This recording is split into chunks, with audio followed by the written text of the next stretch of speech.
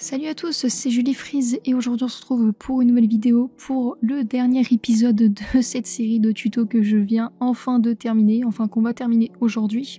Donc dans cet épisode, on va faire le render, le topaz, on va mettre des SFX. On va commencer tout simplement par faire le render. Donc là on va faire un premier render, ça sera juste pour le topaz.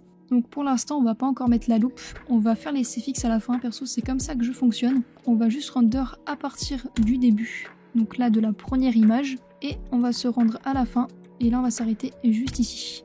On va faire le render, donc pour ce faire c'est pas compliqué, on va dans File, Export, Add to Render Queue. Alors par contre ça va dépendre de votre After Effects, de votre version. Perso j'ai le 2024, je vais directement pouvoir rendre en MP4 sur le logiciel. Par contre si vous avez une version antérieure à part le 2023, vous pourrez pas render en MP4, donc il faudra passer par Adobe Media Encoder. Donc on va dans Best Settings. Là, ici, on met bien en 30 fps, en tout cas, il faut que ça soit le même nombre d'FPS que votre précomp. C'est bien en best en full, c'est le plus important. Et ici, vous regardez bien le nombre de FPS, on met OK. On clique sur H264. Donc là, vous avez tous les formats disponibles. Et c'est là où les versions antérieures à 2023, vous devrez faire attention. Normalement, vous avez que AVI qui est intéressant pour votre cas. Tous ceux qui n'ont pas le H264, je vous conseille de mettre AVI, juste vous aurez un fichier hyper lourd, donc il faudra vite le supprimer une fois que vous aurez terminé tout. Donc pour ma part, et pour tous ceux qui ont 2023 et 2024, on va mettre H264, comme ça va render au format MP4. On met OK. Ici, on clique dessus et on va nommer notre edit. Là on va marquer, là c'est la V1 de l'edit, parce qu'après il nous manque les SFX, etc. le topaz, donc là c'est la V1 du Curapica ID tout simplement. Voilà, donc on render, et maintenant il faut tout simplement attendre que le render se termine, et on se retrouve juste après. Maintenant qu'on a terminé le rendu, on se rend sur Topaz. C'est une application que je vous recommande fortement parce que ça améliore nettement la qualité de votre edit, ça le fait tout simplement passer en 4K et franchement il n'y a pas photo, de toute façon je vais vous le montrer tout de suite. Donc quand on arrive sur le logiciel, on a Browse, on va prendre notre edit qui est juste ici. Ensuite je vous conseille encore une fois de faire un petit preset, comme ça vous avez tous vos settings qui sont prêts à l'avance, mais là on va le faire ensemble. Donc ici on a le in, donc ça c'est le format de votre edit, donc 1920 par 1080, 30 fps. Donc surtout vous ne touchez pas aux FPS, vous les laissez comme c'est. Par contre on va modifier la scale. Donc là ça dépend aussi de votre format, si vous mettez du 1080 par 1080 ça sera pas les mêmes settings que moi.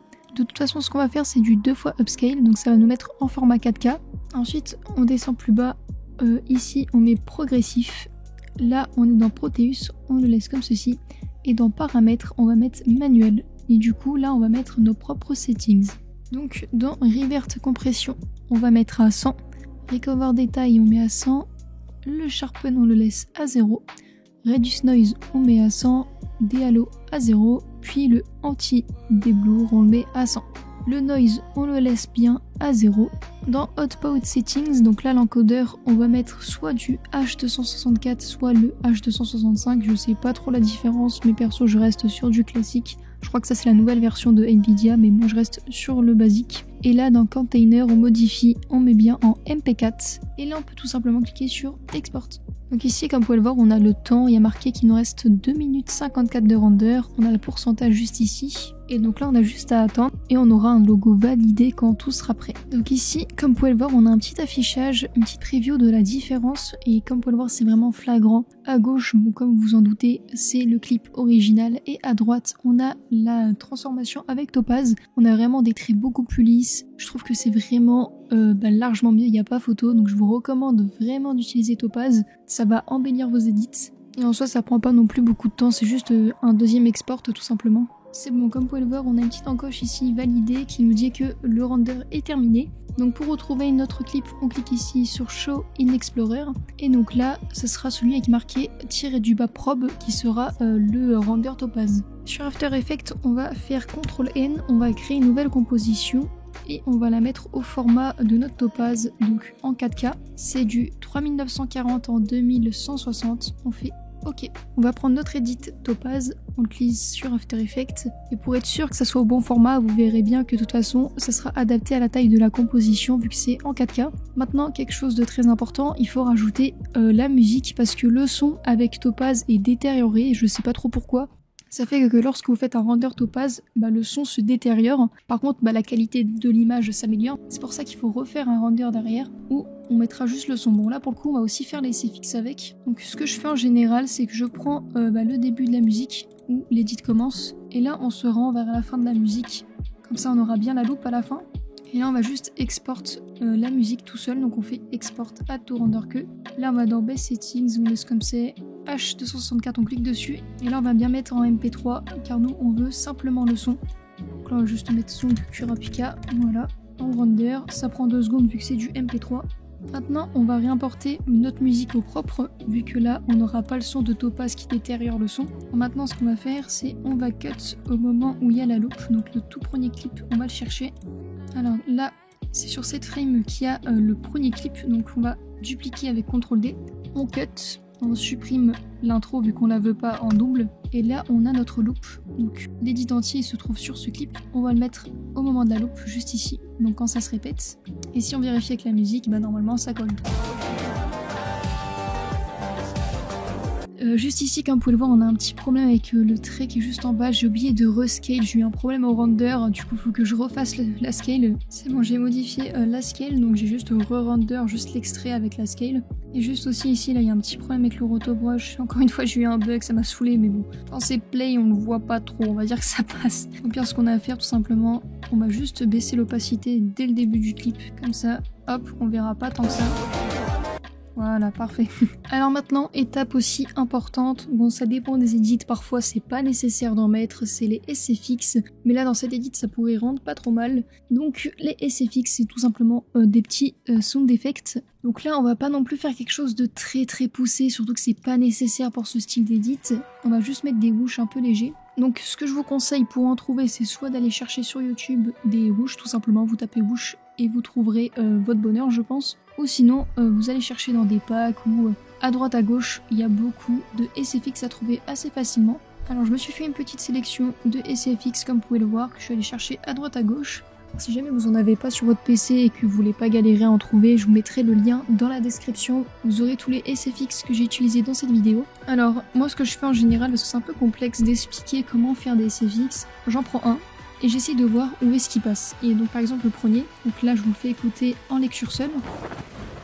Donc ça c'est un peu un SFX avec des vêtements en quelque sorte, de toute façon c'est écrit dessus. Donc ça on va essayer de voir à chaque moment dans l'édit où est-ce qu'il peut passer.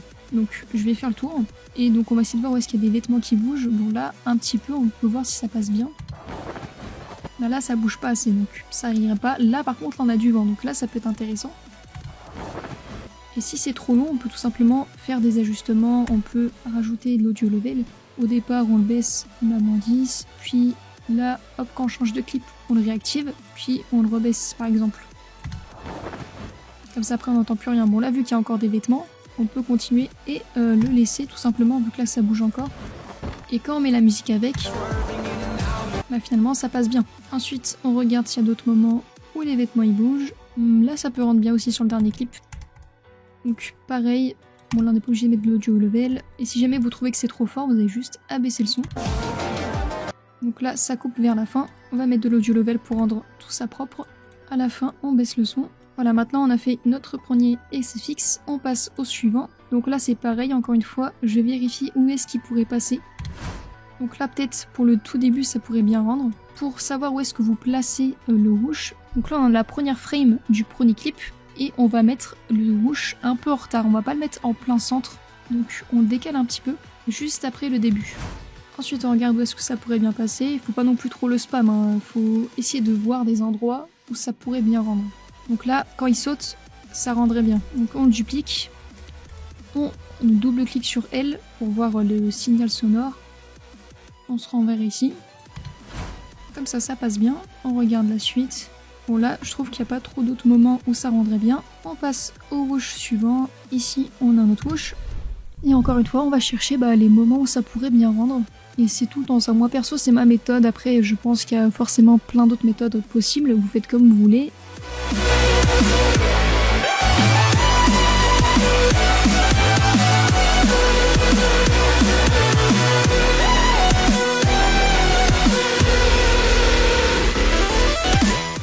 Maintenant qu'on a à peu près fini les SFX, en tout cas on les a tous placés, on va écouter le rendu ensemble, donc sans la musique, juste tous les SFX pour voir si ça se superpose pas trop. Après il n'y a rien de mal à mettre plusieurs SFX en même temps, juste parfois ça sature trop, donc il faut faire vraiment attention à ça.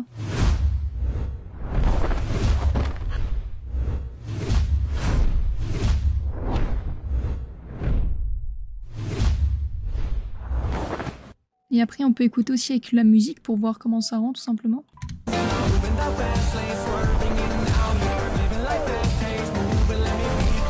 Alors, je sais pas ce que vous en pensez, mais perso j'ai l'impression que c'est trop lourd. Pour moi ça manque de whoosh aigu. Quand je parle de whoosh aigu, je vais vous montrer un exemple comme cela.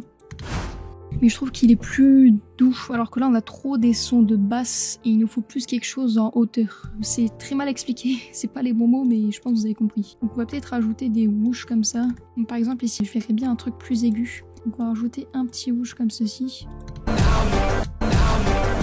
Alors ici je vais diminuer le son des vêtements, vu que là c'est très statique, c'est bizarre qu'on entende des bruits de vêtements. On va juste diminuer l'audio level au prochain clip, comme ceci. Donc après c'est à vous de voir en fonction de vos écoutes, vous écoutez votre edit, vous regardez ce qui pourrait mieux rendre, vous dupliquez des whoosh, des SFX, etc. Moi je pense comme ça on est pas mal. Donc une fois que vous avez tous vos SFX, vous pouvez précomp. Et donc là on va juste les dupliquer pour du coup la loupe. Donc le tout début de l'edit se trouve juste ici. Donc on va dupliquer, on va se mettre à repère comme ceci. On va décaler au tout début de la loupe qui est juste là.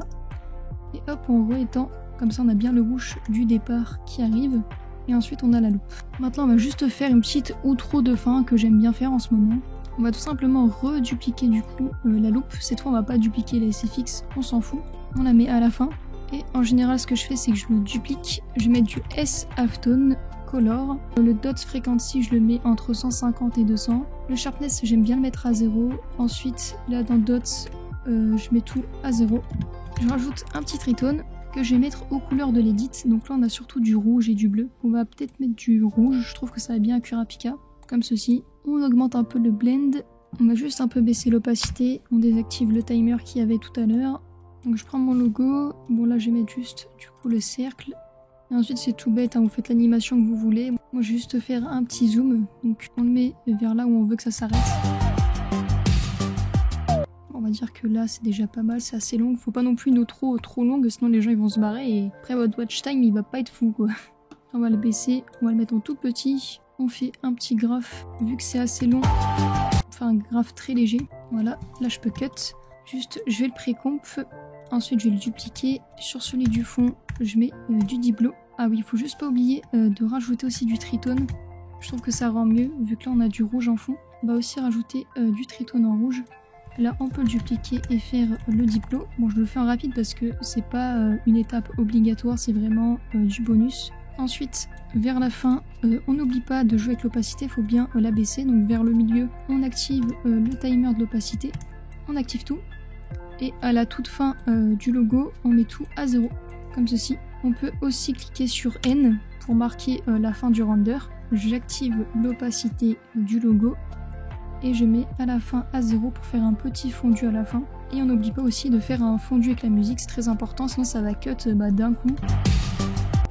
Ça rend pas très joli. Donc on clique sur L, audio level, on se rend vers le milieu, vers la fin un tout petit peu avant on met vers -20, comme ceci. Et à la toute fin on met à -40, ou -50, peu importe. Après c'est à vous de faire vos ajustements comme d'habitude. Et c'est bon, on a enfin terminé notre edit, c'était long. En fait, ce qui est le plus long surtout, c'est de donner des explications à chaque fois que j'édite, parce qu'un edit de ce type, je pense que ça m'aurait pris beaucoup moins de temps si jamais j'avais pas à expliquer à chaque fois tout en détail. Maintenant, on va re-render du coup, donc c'est la même manip, add to render, on met best settings, 30 fps, là on est bien en H264, et donc là on peut carrément l'appeler VF, donc version finale, Kurapika Edit. Et on clique sur render. C'est bon, le render est terminé. On a terminé l'edit. Bref, cette série est terminée. En tout cas, j'espère qu'elle vous aura plu. Si jamais vous voulez d'autres tutos, que vous avez des idées, des choses qui vous manquent, n'hésitez pas à me le dire en commentaire. Je vous ferai de futurs tutos. Sur ce, c'était Julie Freeze. Ciao ciao.